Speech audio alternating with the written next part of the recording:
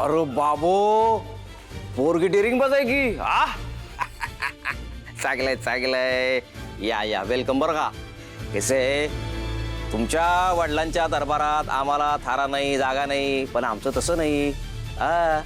बसा. मी बसायला नाही आली. अरे बाबो, ठीक आहे, नका बसू.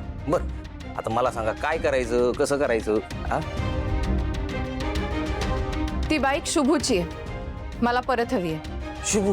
हा, म्हणजे माझ्या फायली उकरू काढलेला तो पिये शुभू नाही का?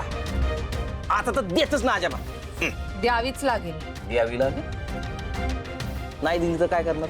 हे बघा, ती बाईक माझ्यासाठी खूप महत्वाची आहे. असो का? मग तू त्या बाईक साठी काही बी करू शकतेस? काहीही करू शकते. बघा, विचार करून बोल पोरी. या काही बी करू शकतेस का तू? शुभूसाठी काय विचार करायचा आहे? जे बोलले ते बोलले, त्याच्यासाठी काही पण. आणि लक्षात ठेवा, तुमची फाईल अजूनही आमच्याकडे आहे. त्या फायलीचं सांगू नको मला. फायली लय झालं फायली. आता यो इक्रम गाडगे पाटील अजिबात त्या फाईलला घाबरत नाही. आला का ध्यानात? आता हे समजा नवीन आहे, नवीन व्यवहार आहे. 5 लाख द्यायचे आणि ती बाईक घेऊन जायची. संपला विषय. 5 लाख? तुमचा भाऊ 2 लाख म्हणाला होता आणि मी तेवढेच आणलेत. अगं तू मिनिस्टरची लेख आहे, तुला काय 3 लाख कमी आहेत का तवा? वस्त्यांमध्ये जाऊन ती 1-1 लाख रुपये चेक वाटते, लोकांची भाडी भरते. काय काय करते तू लोकांसाठी?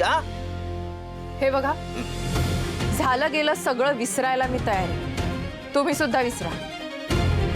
ती बाईक मला द्या आणि मी तुमची फाईल परत कधीच बाहेर काढणार नाही. त्या फाईलीचा काय साठायचं का मला? 5 लाख द्यायचे. ते कमी येत ना, 3 लाख ते घेऊन यायचे. अगं तुझ्या बापाने लाडकी लेख योजना राबवली की नाही? एवढा मोठा भ्रष्टाचार केलेला आहे, त्यात 2-4 लाख उडवायचे आमच्यावर, टाकायचे आमच्याकडे. मग एक तर माझ्या बाबांबद्दल एक शब्दही बोलायचे नाही. माझे बाबा भ्रष्टाचारी नाहीयेत. लोकांचा त्यांच्यावर विश्वास आहे कारण ते प्रामाणिक आहेत. तुझा विश्वास किती कच्चा आहे ना, तो आम्हाला ठाऊक आहे. चल, माझ्याकडे आणखीन एक स्वस्त योजना आहे, सांगू का तुला मी? काय? तू आमचा अपमान केला की नाही, तो इसरायला आम्ही तयार आहोत. पण तू आमच्या मोर गुडगट टेकायचं आणि बाईकची भीक मागायची. तुमची हिम्मत कशी झाली असं बोलायची?